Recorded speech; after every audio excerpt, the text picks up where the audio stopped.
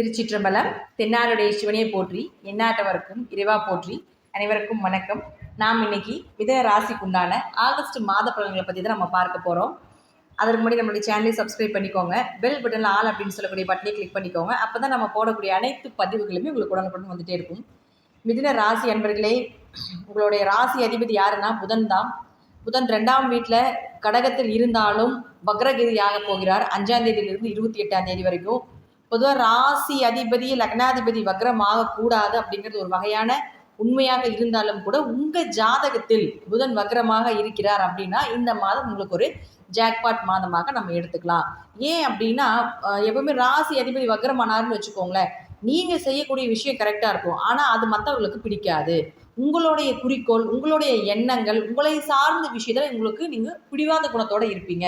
அதில் சக்ஸஸ் பண்ணுவீங்க. உங்களுடைய வாழ்க்கையில் நீங்கள் சக்ஸஸ் பண்ணினா மட்டும்தான் ராசி அதிபதி லக்னாதிபதியும் வக்ரமாகுவார்.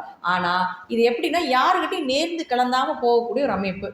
தனக்கு வேண்டியது என்னோட அமைப்பு அப்படிங்கிறது தன்னுடைய சுயநலத்தோடு கொண்டு போகக்கூடிய ஒரு அமைப்பு தான் வக்ரகதி நம்ம சொல்லுவோம். அப்போ அதுவே ராசி அதிபதி லக்னாதிபதி வக்ரம் ஆச்சுன்னு வச்சுக்கோங்களேன், அப்போ யாரையுமே யோசிக்க மாட்டீங்க. அப்போ இது என்ன ஆகுன்னா மற்றவர்களுக்கு உங்கள் மேலே ஒரு வெறுப்புத்தன்மையை கொண்டு வரும். அதனால சில விஷயங்கள், சில யோகங்கள் உங்களுக்கு ஒரு பாதகமாக வரக்கூடிய ஒரு அமைப்பை சில விஷயங்கள்ல கிடைக்கும். இப்போது எந்த ஒரு விஷயமே நடக்கலை, ஏதாவது ஒன்று நல்லது நடக்குமா அப்படின்னு நினச்சிட்டு இருந்தீங்கன்னா உங்கள் ஜாதகத்தில் புதன் வக்ரமாக இருந்தால் இந்த மாதம் உங்களுக்கு ஒரு நல்ல மாதமாக அமையும் அப்படிங்கிறதுல மாற்றமே கிடையாது. உங்கள் ஜாதகத்தில் புதன் வக்ரமாக இருந்தால் வீடு, மனை, சொத்துக்கள், அதே போல் உங்களுடைய எண்ணங்கள் நிறைவேறுவது, உங்களுடைய திறமை எல்லாத்துக்கும் தெரியக்கூடிய ஒரு அமைப்பு, உங்களுடைய நீங்கள் செய்யக்கூடிய விஷயங்கள் இதெல்லாமே பிரபலமாகக்கூடிய ஒரு அமைப்பு, இதெல்லாமே ஏற்படுத்தி கொடுப்பார். உங்களுடைய அமைப்பு அப்படிங்கிறது நீங்கள் என்ன நினைக்கின்றீர்களோ அது போலவே இந்த மாதம் உங்களுக்கு நடக்கும். ஒருவேளை உங்கள் ஜாதகத்தில் புதன் வக்ரமாக இல்லைன்னா கொஞ்சம் அமைதியாக இருந்துக்கணும். எந்த ஒரு புதிய முயற்சியும் வேண்டாம். எந்த ஒரு சொந்த பந்தத்துக்குள்ளேயோ எதாக இருந்தாலும் கொஞ்சம் பொறுமையாக கொண்டு போகிறது, எல்லா விஷயத்தையும் கொஞ்சம் பொறுமையாக ஹேண்டில் பண்ணுங்க அப்படிங்கிறது தான் ஒரு அமைப்பு. புதன் வக்ரமான வீடு, மனை, சொத்து சுகங்கள் இது சார்ந்த பிரச்சனைகளும் வரும். அதனால் அதுலேயும் கொஞ்சம் கவனமாயிருங்க அப்படிங்கிறத நம்ம சொல்கிறோம். அடுத்து 3ஆம் அதிபதினு சொல்லக்கூடிய சூரியன் உங்களுக்கு 16ஆம் தேதிக்கு மேலே அவருடைய தன்னுடைய சொந்த வீட்டுக்கு வரப்போகிறார். 3ஆம் அதிபதி 3க்கு வந்தாலே உங்களுடைய முயற்சி, உங்களுடைய காரியங்கள் இதெல்லாமே வெற்றியாகும். உங்கள் கூட பிறந்தவர்கள் மூலமாக ஏதாவது ஒரு உதவிகள் கிடைக்கும். உங்களுடைய ஆன்மா பலமாகும் அப்படிங்கிறத நம்ம எடுத்துக்கலாம். 16ஆம் தேதி வரைக்கும் 2ஆம் வீட்டில் இருக்கார். அதனால் ஒன்றும் பிரச்சனை இல்லை. 3 2 இருந்தாலே பண வரவு, பணம் சார்ந்த விஷயத்தில் இது எல்லாமே உங்களுடைய முயற்சிகள் சக்ஸஸ் ஆகிட்டு இருக்கும் அப்படிங்கிற அமைப்பு இருந்தாலும் 3 ஆட்சி பலம் பெறும் பொழுது நீங்கள் நினைக்கக்கூடிய அனைத்து விஷயங்களும் நீங்கள் தைரியமாக செய்வீங்க.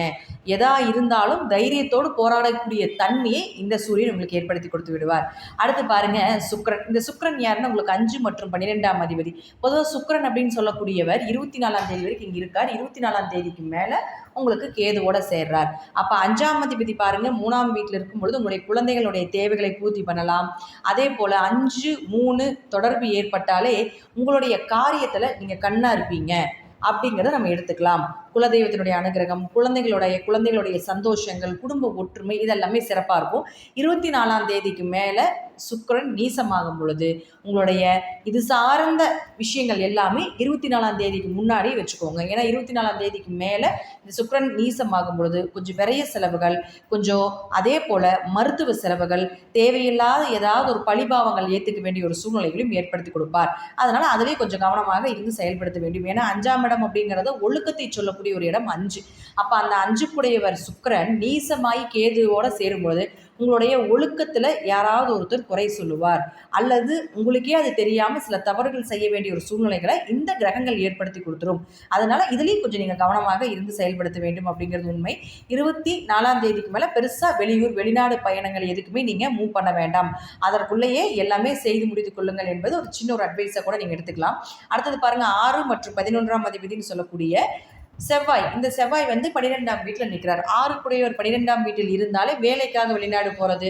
அதே போல் பாருங்கள் உங்களுக்கு ஏதாவது ஒரு வழிவகைகள், அதிகமான பயணங்கள், அதிகமான அலைச்சல், அது வேலை சார்ந்த அலைச்சல் ரொம்ப ஜாஸ்தியாக இருக்கும். இப்போ புதனும் வேற உங்களுக்கு ஒரு ராசி அதிபதி வக்ரமாக இருக்கும் பொழுது இன்னும் கொஞ்சம் வேலைக்குள்ள அதிகமாக இருக்கிறதுக்கு உண்டான வாய்ப்பையும் கொடுப்பார்.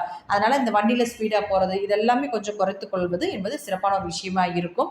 அடுத்து பாருங்கள் செவ்வாய் அப்படின்னு சொல்லக்கூடிய லாபஸ்தானாதிபதி அவர் 12ல் நிற்கும் பொழுது கொஞ்சம் லாபத்திலேயே கை வைப்பார். வைப்பார். நிறைய பணம் வந்தாலும் கூட வர்ற காசு எங்கே போகுதுன்னே தெரிய மாட்டேங்குது, வர்ற பணம் என்ன ஆகுதுன்னே தெரிய மாட்டேங்குது. ஏன்னா குரு 12 இருக்கும்பொழுது அது சுப விரயமாக பண்ணுங்க. சுப விரயமாக பண்ணும் பொழுது அசுப விரயமாக இருக்கக்கூடிய மருத்துவ செலவு நிச்சயமாக குறைவதற்குண்டான வாய்ப்புகள் உண்டு. நாம் என்னதான் மிதுனராசிக்காரர்களுக்கு எவ்வளோதான் ஆறுதல் சொல்லி நல்லா இருக்குது அப்படின்னு நம்ம சொன்னாலும் கூட இப்போ ஏன்னா உங்களுடைய சூழ்நிலைகள் இப்போ ஒரு 2 மாதத்திற்கு கொஞ்சம் சிரமமாக இருக்கக்கூடிய ஒரு சூழ்நிலைகள்னு சொல்லலாம். அல்லது கொஞ்சம் கொஞ்சம் முன்னேற்ற தடைகள், உங்களுடைய அறிவுக்கும் உங்களுடைய திறமைக்கும் உண்டான ஒரு ஊதியங்கள், ஒரு மதிப்பு மரியாதை கிடைக்கல அப்படிங்கிறத நம்ம எடுத்துக்கலாம். கொஞ்சம் பொறுமையாக தான் கொஞ்சம் ஹேண்டில் பண்ணி கொண்டு போகணும் அப்படிங்கிற அமைப்பு உண்டு. ஜாதகத்தில் தசாபுத்தி நல்லா இருந்தால் எந்த விஷயமாக இருந்தாலும் உங்களுக்கு சாதகமாக அமைப்பை நிச்சயமாக ஏற்படுத்தி கொடுத்துரும். பொதுவாக மிதுன ராசிக்கு பார்த்துட்டிங்கன்னா உங்கள் ராசி அதிபதி வக்ரமாக இருக்கிறதுனால கொஞ்சம் நீங்கள் கவனமாக இந்த மாதத்தை கையாளுங்கள் அப்படிங்கிறது தான் என்னுடைய சின்ன ஒரு வேண்டுகோளாக வச்சுக்கோங்க.